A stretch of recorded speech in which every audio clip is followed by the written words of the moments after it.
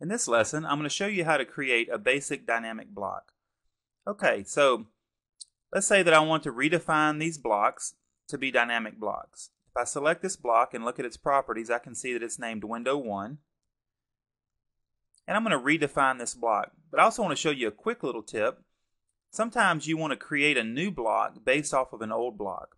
So for example, if I want to create a new block that is going to be a dynamic block, but for some reason I want to keep these blocks like they were, I can select this block, right click, and tell it to copy block definition and assign. And it would allow me to give this a new block definition.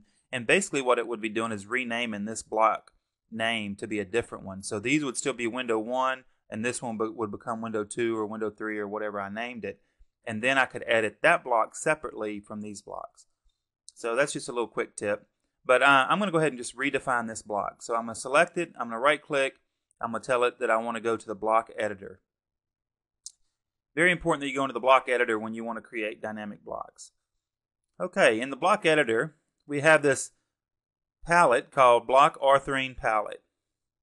Alright, so what we want to do with this will allow us to select some parameters and some actions. And there's quite a bit of stuff here, but we're just going to do a very simple stretch action for our dynamic block. And we'll get to some of these other ones in later lessons.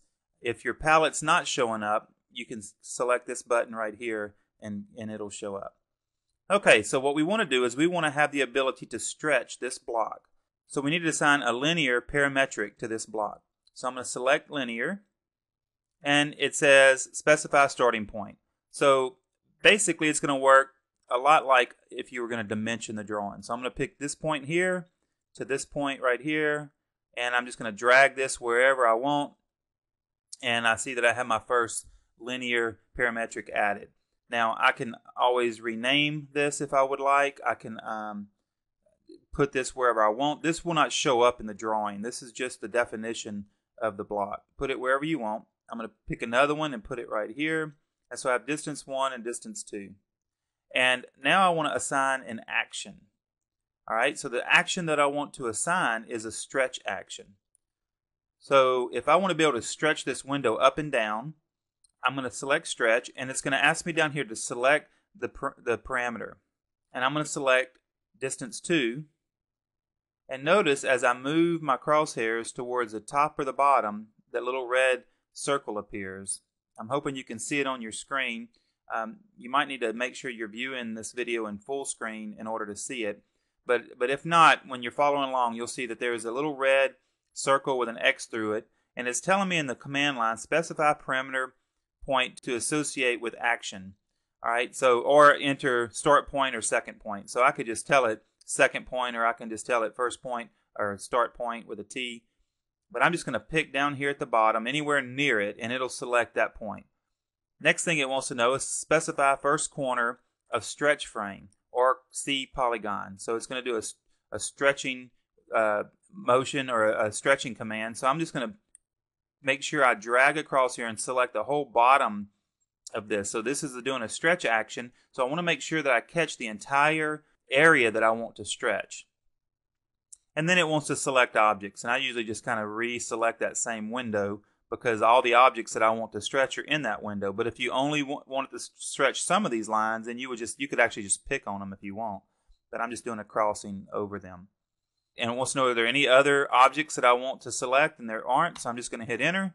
And we see we got this little icon right here that says that we have the stretch parameter, and it shows us what we're selecting, and it shows our parameter up here that it's being based upon.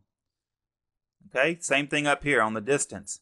I'm going to do a stretch. I'm going to pick distance. I'm going to pick the second point. I'm going to do a crossing to select the area that I'm going to stretch, and then I'm going to do a crossing to select the objects to stretch. And I'm going to hit enter. Now, if I wanted to be able to stretch from both sides, I could add the same thing on this side. I could come over here and add another stretch action, and I could pick this point, and I could stretch it over here. So let's go ahead and do that. Stretch, pick distance 1, this end, crossing, crossing, and now you see that I have 2 of them over here on my linear parameter. So I'm going to go ahead and tell it to close the block editor. Tell it to save the changes. And it appears as though nothing has happened. But if I select these windows, I see that now they have our actions assigned to them. So I can come in here and I can just stretch this window up if I would like. And I could tell it that I want to stretch it up to be 12 inches, or I could stretch it to be 36, or whatever I would like it to be.